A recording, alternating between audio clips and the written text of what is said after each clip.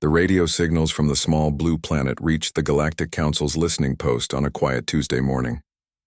The insect-like scientist Krikthana was drinking her morning nutrition fluid when the computers started beeping. She set down her cup and walked to the main screen. Strange sounds filled the room. Music played with instruments she had never heard before. Then came voices speaking in different languages, talking about something called weather and sports. After that, she heard what seemed like stories with explosions and people shouting. Krikthana clicked her mandibles together, which meant she was thinking hard. These signals came from a star system far away from the main galactic trade routes. The system had been marked as empty space for thousands of years. But now someone was clearly living there. She called her team together. They spent 3 days listening to the signals and trying to understand them. The beings on the planet seemed to speak many different languages. They fought each other often based on their news reports. Their technology was very basic compared to galactic standards. "These creatures are primitive," said her assistant Veltar. "They still use chemical rockets to move between their planet and its moon. They burn fossil fuels for energy. They cannot even leave their own star system." Krikthana agreed. She wrote a report for the Galactic Council. The planet held a species she called humans. They were level 2 primitives. Smart enough to build basic technology but too violent and disorganized to be dangerous. The report recommended watching them from a distance until they grew more civilized, but the council decided to make contact right away. They wanted to follow the official first contact protocol. This meant sending a friendly greeting and offering to protect the new species from galactic dangers. On Earth, Commander Deho was having lunch in his office when the alarm started ringing. He ran to the command center of the Earth Defense Force. His staff was staring at their screens with wide eyes.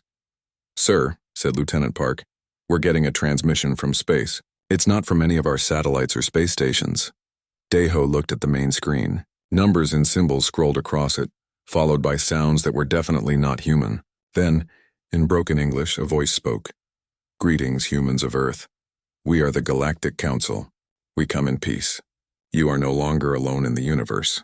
Please send representatives to coordinates we will provide. We wish to welcome you to the galactic community."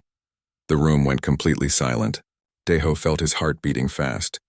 This was the moment humanity had wondered about for centuries. They were not alone. Within hours, every government on Earth was talking to each other. World leaders held emergency video conferences. Scientists worked around the clock to verify that the signal was real and not some elaborate trick. The aliens sent detailed coordinates for a meeting point near Jupiter. They also sent basic information about their ship design so humans could prepare for the meeting. The message was polite but had a tone that reminded Deho of adults talking to children. Earth's leaders chose a small team for the historic meeting. Deho would lead the delegation as humanity's military representative. They picked Sora, a language expert who spoke 12 human languages and had spent years studying how different cultures communicate. Wu Jin joined as their strategic advisor. He had studied every war in human history and understood how conflicts worked. Finally, they selected Hye Jin, an engineer who could understand and explain any technology they might encounter. The team spent 2 weeks preparing for the meeting. Earth's best scientists worked day and night to modify an existing spacecraft for the journey to Jupiter. The ship was not pretty, but it could make the trip safely. As they flew toward the meeting point, the team studied everything they knew about the alien transmission. Sora noticed that the aliens used very simple grammar, as if they thought humans could not understand complex ideas. Wu Jin pointed out that the meeting location gave the aliens every advantage. They chose the place, the time, and controlled all the variables. "They're treating us like children," Wu Jin said. "The question is whether they mean to help us or control us." When they reached Jupiter's orbit, they saw the alien ships waiting for them. The vessels were beautiful, made of materials that seemed to glow with their own light. They were also massive. Each one was 10 times larger than the human ship. 3 alien vessels surrounded the human craft. Not in a threatening way, but like guards escorting someone who might cause trouble. Deho noticed this immediately. These were not the positions of equals meeting for the first time. The aliens invited the human team aboard their main ship.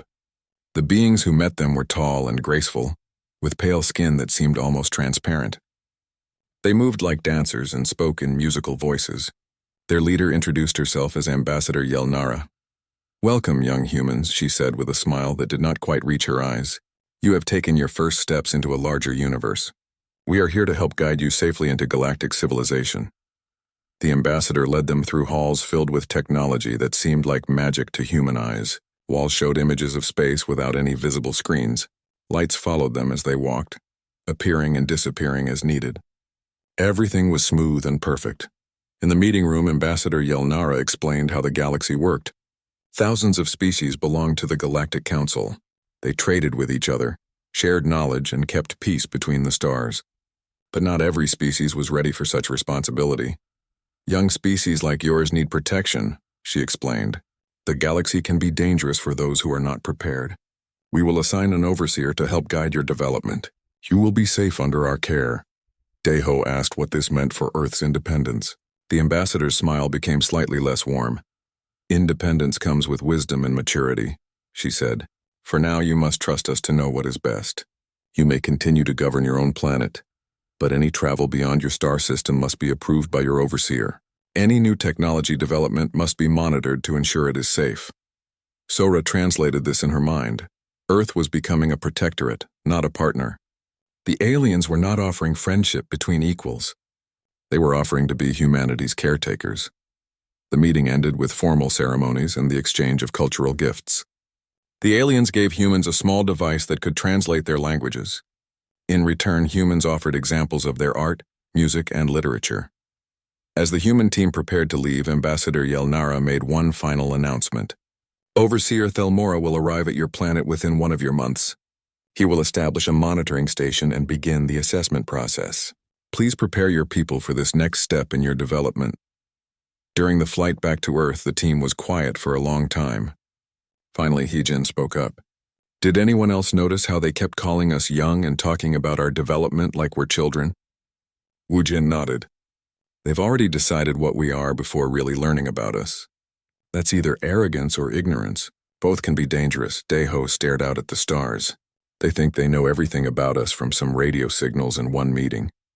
That might be the biggest mistake they could make. Sora was studying the translation device the aliens had given them. This technology is amazing, but it's also very basic in how it thinks about language. It translates words but misses meaning. If this is how they understand other species, they might be missing a lot about us too. As Earth grew larger in their view screen, each team member was thinking the same thing. The aliens seemed powerful and advanced, but they had made assumptions about humanity without really trying to understand them. In Deho's experience, underestimating your opponent was the first step toward losing to them. The question was, what would humanity do with the time they had before the overseer arrived? And more importantly, how much were the aliens not seeing about the species they thought they understood so well? Overseer Thelmora arrived at Earth exactly 1 month after the first meeting, just as Ambassador Yelnara had promised. His ship was smaller than the ones at Jupiter, but still much larger than anything humans had built. It settled into orbit around the moon and began construction of a monitoring station. Thelmora was different from the graceful Ambassador Yelnara. He was shorter and more solid, with gray skin and large eyes that seemed to notice everything. He spoke in a direct way that reminded Deho of a teacher explaining things to slow students. I am here to observe and guide, Thelmora announced during his first meeting with Earth's leaders. My job is to understand human culture and help you avoid dangerous mistakes as you develop. I will need access to your major cities, your technology centers, and your military facilities. The world's governments had spent the month since first contact arguing about how to respond to this situation. Some wanted to resist alien oversight completely. Others believed cooperation was the only safe path forward. In the end, they decided to appear cooperative while keeping their most important secrets hidden. Deho was assigned to work with Thelmora as Earth's official liaison. Every day, he took the alien overseer to visit different human cities and facilities.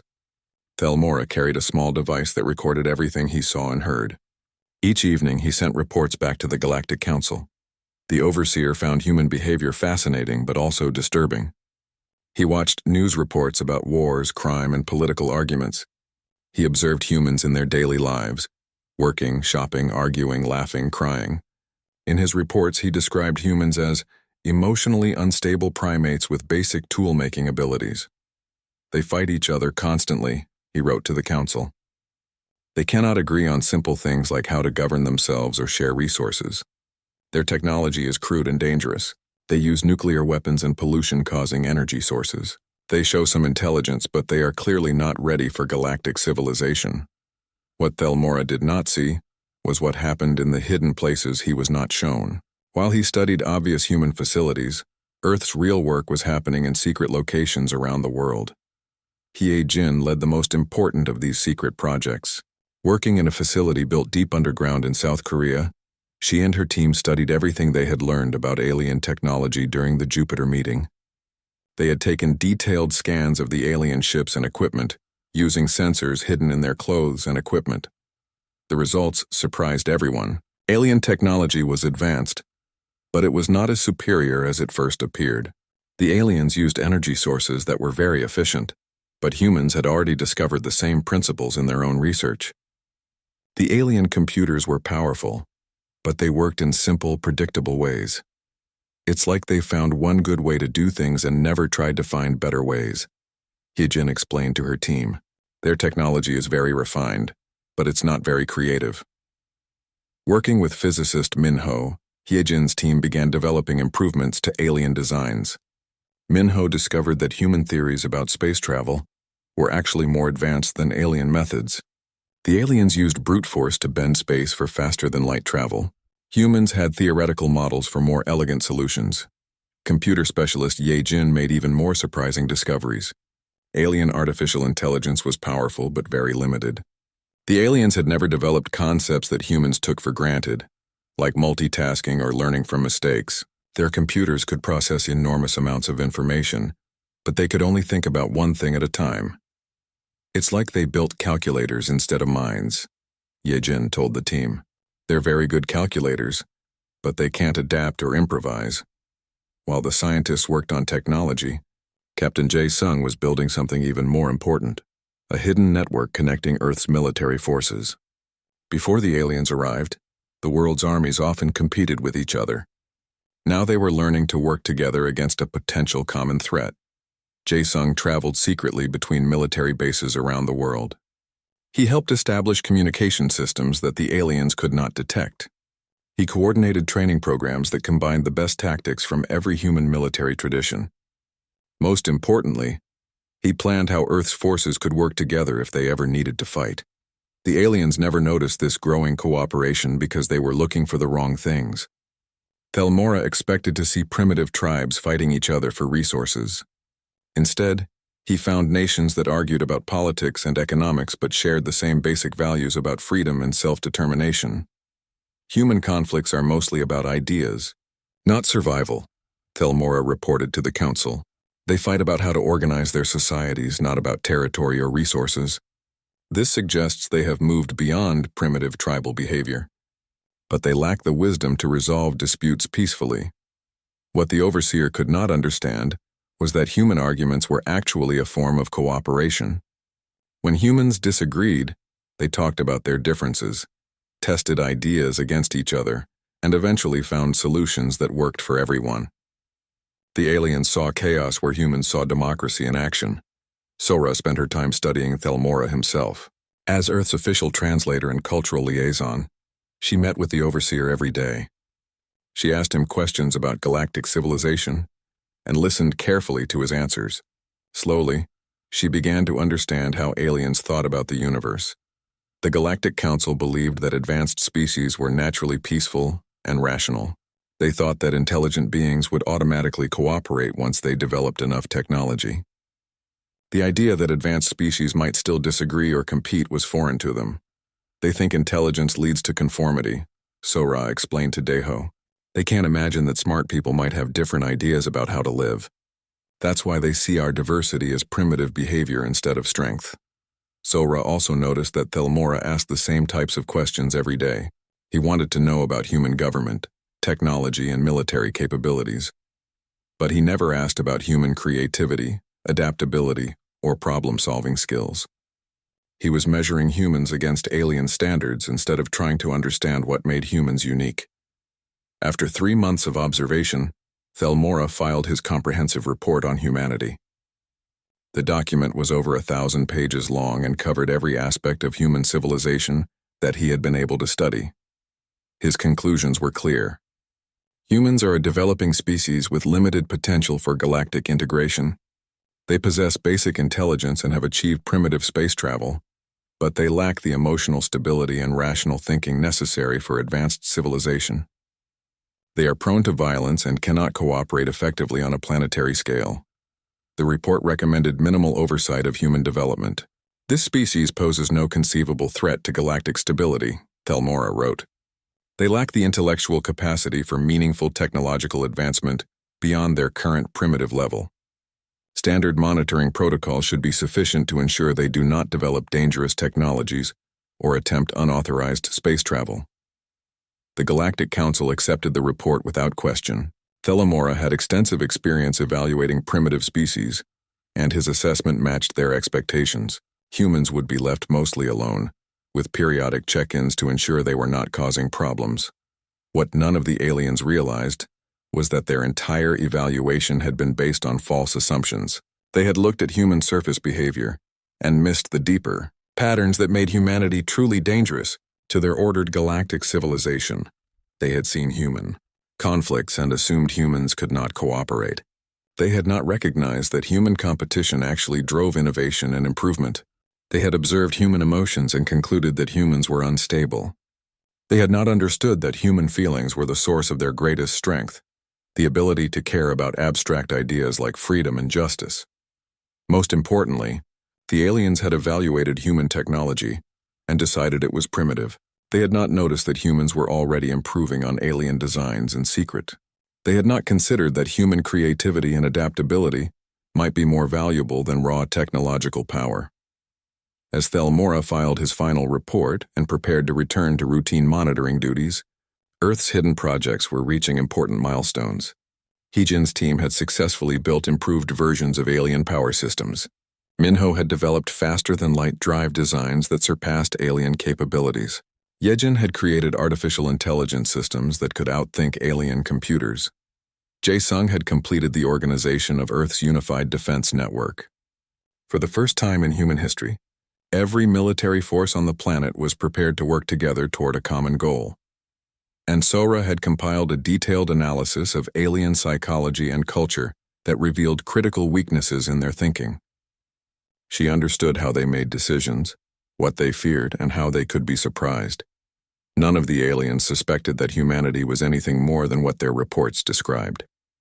They had made the mistake that had destroyed many powerful civilizations throughout history. They had confused their assumptions with reality.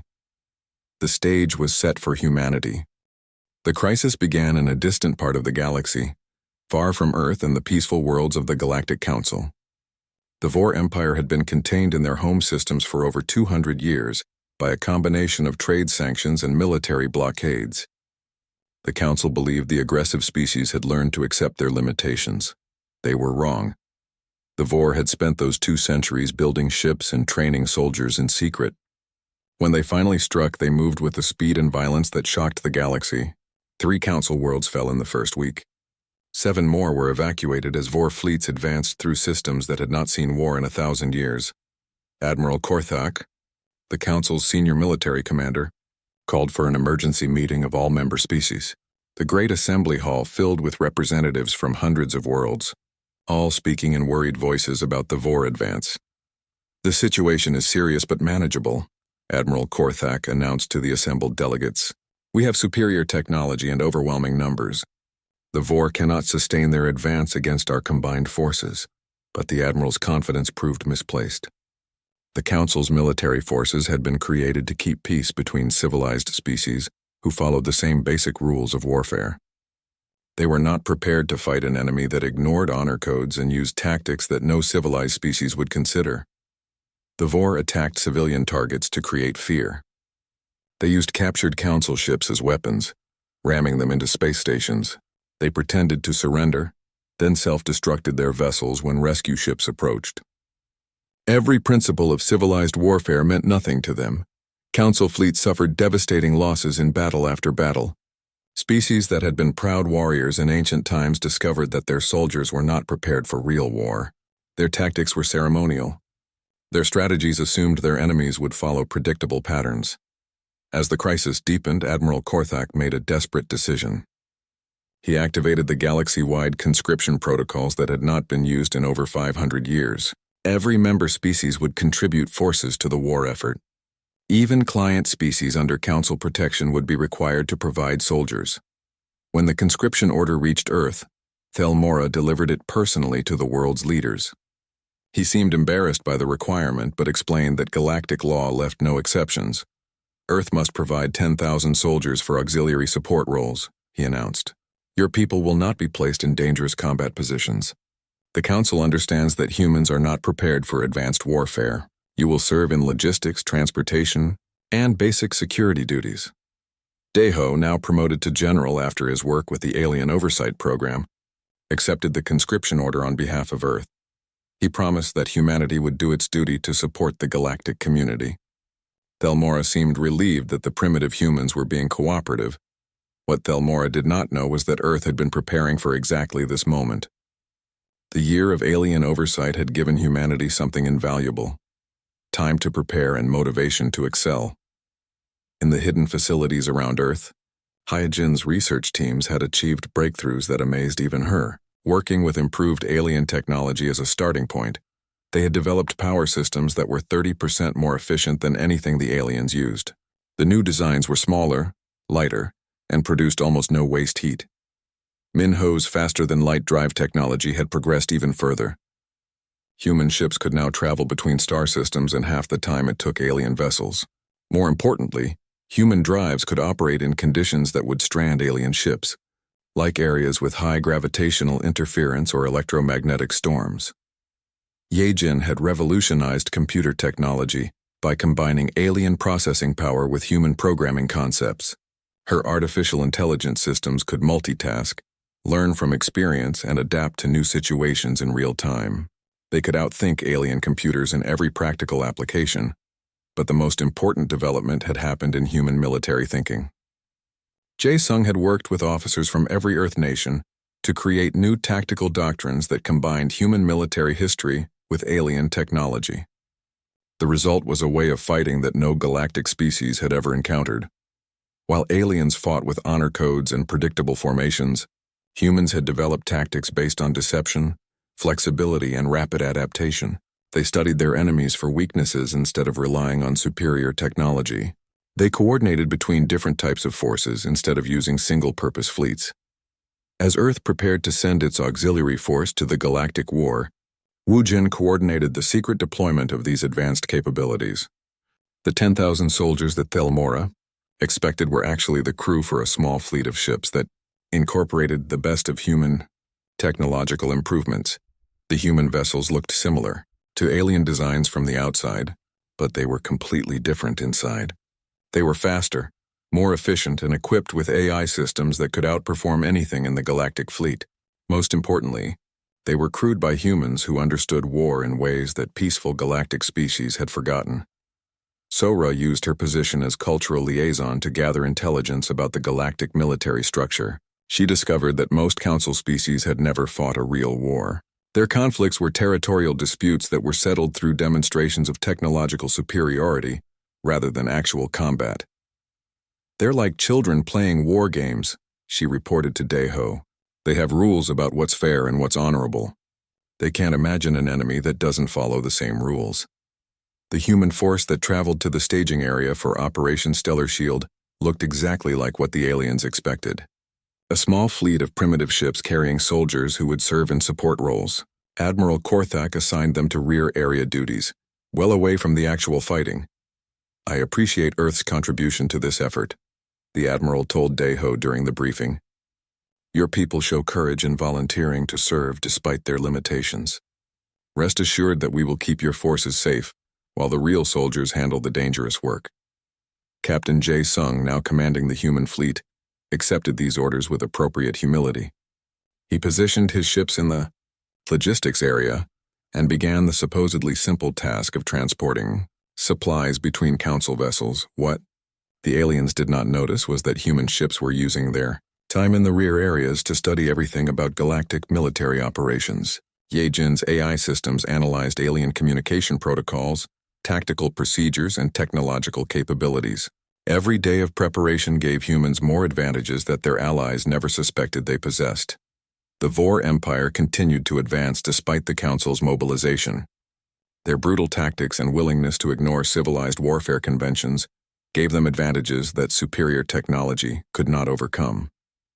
Council forces won individual battles through firepower, but they lost campaigns because they could not adapt to an enemy that refused to fight according to established rules. As the situation grew more desperate, some Council species began to question whether their peaceful civilization could survive against such a ruthless enemy. The Vor seemed to understand something about warfare that the galactic community had forgotten during their long centuries of peace. Meanwhile, human forces watched and learned from positions that everyone assumed were safe and unimportant. They saw how Council fleets operated, how they communicated, and how they made tactical decisions. More importantly, they began to understand how the Vor Empire was winning, despite being outnumbered and outgunned. The Vor understand that war is about breaking the enemy's will to fight. Wujin explained to the human command staff. The Council keeps trying to win through superior firepower, but the Vor attack their confidence and their ability to think clearly. It's working. Deho studied the battle reports that flowed through the galactic communication networks. The Council species are good at building technology, but they've forgotten how to use it strategically. They're fighting this war like it's an engineering problem instead of a conflict between thinking opponents. As Operation Stellar Shield prepared for its major offensive against the Vor Empire, the human contingent made final preparations for their own role in the coming battle. They had been assigned to support duties, but they were ready for much more than anyone expected. The galaxy was about to discover that their assumptions about human capabilities had been completely wrong. The primitive auxiliary force from Earth was actually the most advanced and dangerous military unit in the galactic fleet. But for now, the humans waited patiently in their assigned positions, watching and learning as the great powers of the galaxy prepared to face an enemy they did not truly understand. Soon, very soon, it would be time for humanity to show the universe what they were really capable of achieving. The battle for the Kepler Nexus began at dawn on the 4th day of Operation Stellar Shield. Admiral Korthak had chosen this system for the Council's major offensive because it contained the largest Vor military installation outside their home territory. Capturing it would cut their supply lines and force them to retreat. The Council fleet was massive, over 300 ships from dozens of different species, each one larger and more powerful than anything the Vor possessed. Admiral Korthak was confident that overwhelming technological superiority would end the war quickly. "Today we restore peace to the galaxy," he announced to his fleet commanders. "The Vor will learn that civilization always triumphs over barbarism." The human contingent watched from their assigned position in the rear logistics area, 20 light minutes behind the main battle line. Captain Jae-sung stood on the bridge of his flagship, studying the tactical displays that showed the entire Council fleet advancing in perfect formation. "They're beautiful," said Commander Minna, his tactical officer. "Every ship in exactly the right position, moving like a parade." Jae-sung nodded grimly. "That's the problem. They're fighting like this is a ceremony instead of a war." The first phase of the battle went exactly as Admiral Korthak planned. Council ships formed into precise attack formations and began long-range bombardment of Vor positions. Their superior weapons quickly destroyed the outer defense platforms around the Nexus station, but the Vor response was nothing like what the Council expected. Instead of fighting a traditional defensive battle, Vor ships scattered in all directions. Some headed directly toward the Council fleet in apparent suicide runs. Others disappeared into the asteroid fields around the system. A few groups fled toward the outer system as if retreating. "Vor forces are breaking formation," reported the Council's tactical center. "They appear to be retreating in disorder." Admiral Korthak smiled with satisfaction. "As expected. Advance all units to secure the station." This was exactly what the Vor had been waiting for. As Council ships moved forward to claim their victory, the scattered Vor forces struck from every direction at once. Ships that seemed to be retreating suddenly turned and attacked the Council's flanks. Vessels hiding in the asteroids emerged to strike supply lines. The supposed suicide ships revealed themselves to be packed with explosives and guided by AI pilots. The careful Council formations shattered under the multi-directional assault. Ships designed to fight in organized lines found themselves facing enemies from above, below, and behind simultaneously. Their advanced weapons were less effective in the chaotic close-range combat that the Vor preferred. Within an hour, the Council offensive had turned into a desperate fight for survival. Admiral Korthak watched in horror as his perfectly planned battle became a swirling melee where superior technology meant little. "All units, fall back to defensive positions," he ordered. "Reform the line and prepare for organized withdrawal." But the Vor did not allow time for organized anything. They pressed their attack relentlessly, using hit-and-run tactics that prevented the Council from establishing stable defensive positions. Every time a Council ship tried to help a damaged ally, Vor attackers appeared from unexpected directions. In the logistics area, the human fleet received Admiral Korthak's general retreat order, along with all other Council forces. Captain Jae-sung was supposed to evacuate his ships to a safe distance while the main fleet escaped. Instead, he made a different choice. "All ships, this is Captain Jae-sung," he announced on the human command frequency. "Request permission to conduct rescue operations for disabled Council vessels." It was a perfectly reasonable request. Rescue missions were exactly the kind of support role that auxiliary forces were supposed to handle. Admiral Korthak approved the mission without really thinking about it. He was too busy trying to save his main fleet, but rescue operations were not what Jae-sung actually had in mind. The human ships moved forward into the battle zone, using flight patterns that no galactic species had ever seen before. Instead of advancing in straight lines like traditional fleets, they moved in complex three-dimensional formations that made them almost impossible to target effectively. Ye-Jin's AI systems had analyzed the entire battle in real time, identifying weaknesses in Vor tactics and predicting their next moves. While Council forces reacted to Vor attacks, human ships anticipated them and were already moving to counter positions. Vor Squadron approaching from bearing 27 Mark IV, reported the AI system on Jae-sung's flagship. "Recommend intercept course Alpha 6. Time to optimal engagement, 43 seconds. The human ships moved like a single organism, each vessel perfectly coordinated with all the others through AI-enhanced communications. When they engaged the Vor attackers, the difference was immediately obvious to everyone watching. Human weapons were not just more advanced than Vor technology. They were used with tactical precision that neither side had displayed. Instead of trying to overpower their enemies, human ships used exactly the right amount of force in exactly the right places to disable Vor vessels with minimal damage. More importantly, human tactics were completely unpredictable to enemies who had been fighting galactic forces for months. The Vor had learned to expect honorable, straightforward attacks that followed established patterns. Human forces used deception, misdirection, and rapid adaptation that confused and frustrated their opponents. "Unknown vessels are engaging Vor forces," reported a Council observer. "I cannot identify their tactical doctrine. They appear to be using some form of coordinated group strategy I have never seen before." Admiral Korthak looked at the tactical display in amazement. The small human fleet was not just holding its own against Vor attackers, it was winning. Vor ships that had been terrorizing Council forces all day were being systematically disabled by vessels that had been considered too primitive for real combat. "Who authorized those ships to engage?" the Admiral demanded. "Captain Jae-sung requested permission for rescue operations," his aide replied. "The humans appear to be improvising."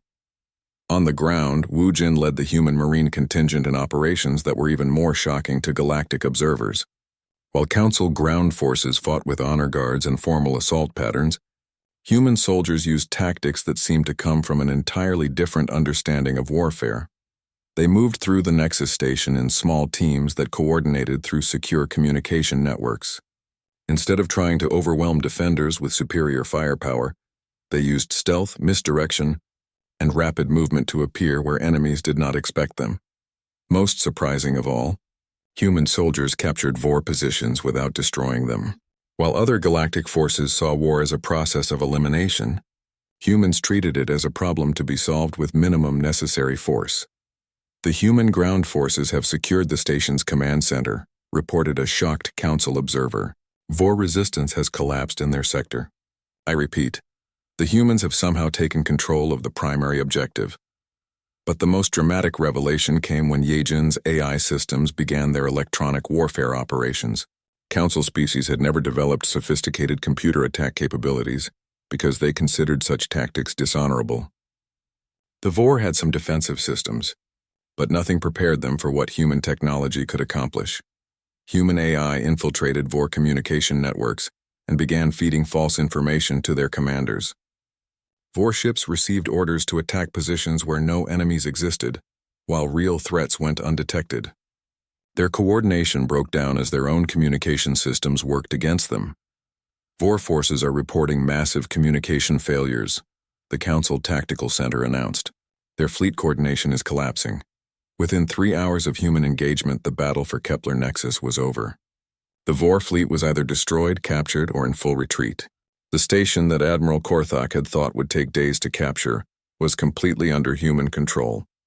The Council fleet, which had been preparing for a desperate fighting withdrawal, found themselves in possession of a total victory they had not expected and did not understand. Admiral Korthak requested an immediate meeting with Captain Jae-sung. When the human commander came aboard the Council flagship, the Admiral studied him with new eyes. "Captain," he said slowly, "I need to understand what just happened here. How did your auxiliary force accomplish what our main fleet could not?" Jae-sung considered his answer carefully. Earth had revealed some of its capabilities, but not all of them. It was time for partial honesty. "Admiral, we approached the problem differently than you did. Where you saw a military challenge requiring superior force, we saw a coordination problem requiring adaptive solutions." "Adaptive solutions," the Admiral repeated. "You mean your tactics changed during the battle?"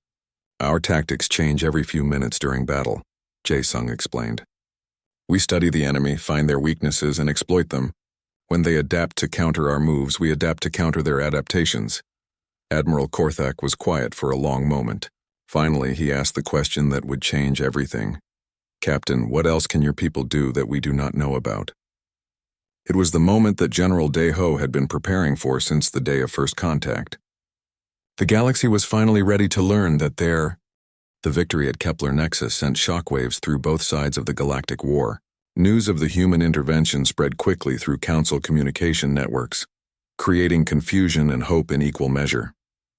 For the Vor Empire, the sudden appearance of an unknown tactical doctrine was deeply disturbing. Admiral Korthak wasted no time in integrating human forces into his strategic planning. Within days of the battle, Captain Jae-sung found himself serving as tactical advisor to the entire Council fleet. The change in his status was remarkable, from auxiliary support commander to strategic consultant in less than a week. "I need to understand how your people think about warfare," Admiral Korthak told him during their first formal strategy meeting. "Everything you did at Kepler was outside our military doctrine, but it worked better than anything we have tried." Jae-sung spent hours explaining human tactical concepts to alien officers who had never encountered such ideas. The notion that battle plans should change during combat was revolutionary to species that had fought the same way for thousands of years. "You study your enemy while fighting them?"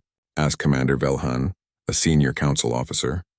"But how do you maintain formation discipline if every ship is making independent tactical decisions?" "We do not maintain formation discipline," Jae-sung explained. "We maintain mission discipline. Every human commander understands the objective and works toward it in whatever way the situation requires. Unity of purpose, not unity of method." This concept was so foreign to galactic military thinking that many officers struggled to understand it. But the results at Kepler Nexus could not be argued with. The Council began implementing human tactical suggestions in their next operations.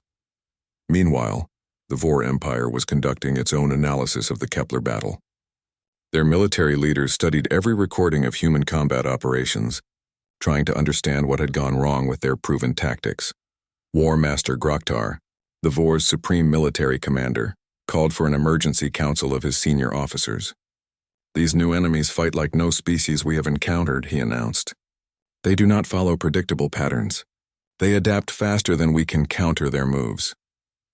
The Vor had built their entire military strategy around the assumption that galactic species were predictable.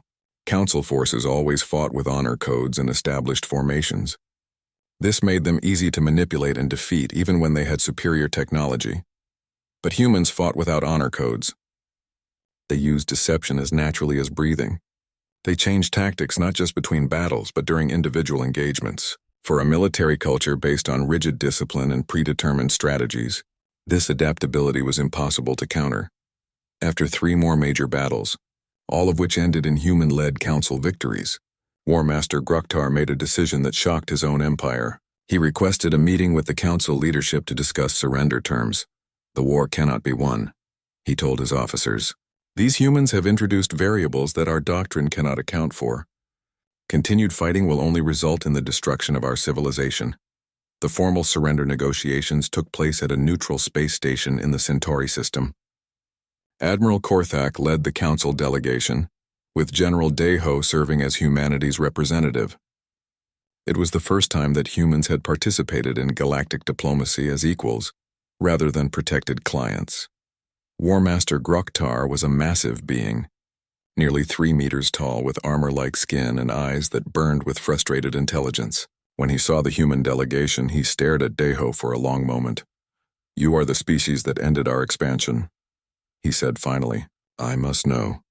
How long have you been preparing for galactic warfare?" Deho considered his answer carefully. The truth would reveal just how badly the aliens had misunderstood humanity, but it might also create new problems. "We have been preparing for warfare since our species learned to think," he replied. "What you call preparation, we call existence. Conflict and adaptation are part of our nature." The Vor leader's eyes widened as he absorbed this information. "Your entire species is a warrior culture?" "No," Deho corrected. "Our entire species is an adaptive culture. We respond to challenges by becoming whatever we need to become. When faced with war, we become warriors. When faced with peace, we become builders. When faced with mystery, we become explorers." This explanation disturbed War Master Groktar more than any weapon could have. The Vor were warriors who had learned to build technology. Humans were builders who had learned to become warriors when necessary. The difference meant that humanity could always match or exceed any challenge they faced. The surrender terms were surprisingly generous, largely due to human influence on the negotiations. Instead of demanding punishment for the Vor aggression, the humans proposed integration programs that would redirect Vor military skills toward constructive purposes. "Your people understand conflict," Sora explained to War Master Groktar. "This makes you valuable for peacekeeping operations and security services. The galaxy needs beings who understand how to prevent wars, not just how to fight them." While the war was ending, another revolution was beginning back on Earth. The secret projects that had been hidden from alien oversight were finally being revealed to the galactic community. The technology demonstrations that followed changed everything. Heejin presented her improved power systems to a gathering of galactic scientists. The alien researchers could barely believe what they were seeing. Human technology was not just different from galactic standards. It was superior in almost every measurable way. "How is this possible?" asked Dr. Krikthana, the same xenobiologist who had first evaluated humanity. "Our assessment indicated that your species lacked the capacity for advanced technological development." Yejin smiled politely. "Your assessment was based on incomplete information. You studied what we were willing to show you, not what we were capable of achieving." Minho's faster-than-light drive technology created even more excitement among galactic physicists. His designs used principles that alien scientists had theorized about, but never successfully implemented. Human ships could now travel between star systems faster than anything else in the galaxy. "These drive systems violate 3 fundamental laws of galactic physics," protested Professor Telmaran, a renowned council scientist. "No," Minho corrected gently. "They violate 3 assumptions that your physics made about the universe. The universe itself is more flexible than your theories suggested. But it was Yejin's artificial intelligence demonstrations that truly shocked the galactic scientific community. Her AI systems could multitask, learn from experience, and adapt to new situations in ways that alien computers had never achieved." "This is impossible," insisted Dr. Vorthak, the galaxy's leading expert on artificial intelligence. "Computer systems cannot learn and adapt simultaneously. The processing requirements would be astronomical." Yejin let her AI system respond directly to the alien scientist. "Dr. Vorthak," the computer said in a friendly voice, I am currently managing 17 different conversations while optimizing the power systems of this facility and composing a symphony in your species' musical tradition. The processing requirements are well within acceptable parameters. The alien scientist stared at the computer in stunned silence. Everything he thought he knew about artificial intelligence had just been proven wrong. 3 months after the end of the War, the Galactic Council convened a special assembly to address the new reality of human capabilities. Representatives from hundreds of species gathered to discuss how their civilization would adapt to the presence of humanity. Dr. Krikthana, now serving as head of the Council's Scientific Evaluation Committee, presented a revised assessment of human capabilities. The document was very different from her original report. Humanity represents a new category of intelligent species, she announced to the assembly. They do not fit into our existing classification systems because they possess capabilities that we did not know were possible. She explained that humans had been classified as primitive because they appeared chaotic and unpredictable, but chaos and unpredictability were actually sources of strength that allowed humans to adapt to any situation. We measured them against our standards for civilized behavior, she continued. We failed to recognize that their apparent disadvantages were actually evolutionary adaptations that made them more capable than any species we had previously encountered. The Council voted unanimously to reclassify humanity as a Level 8 strategic apex species, a classification that had never been applied to any species so quickly after first contact. More importantly, they voted to invite humanity to join the Galactic Council as full members rather than protected clients. General Deho accepted the invitation on behalf of Earth during a ceremony that was broadcast across the galaxy. In his speech, he addressed the fundamental misunderstanding that had shaped first contact. You saw our conflicts and assumed we could not cooperate, he told the assembled delegates. You saw our emotions and assumed we were unstable. You saw our technology and assumed we were primitive. But you never asked the most important question: what can these beings become when they are properly motivated? The answer to that question was now clear to everyone in the galaxy. When properly motivated,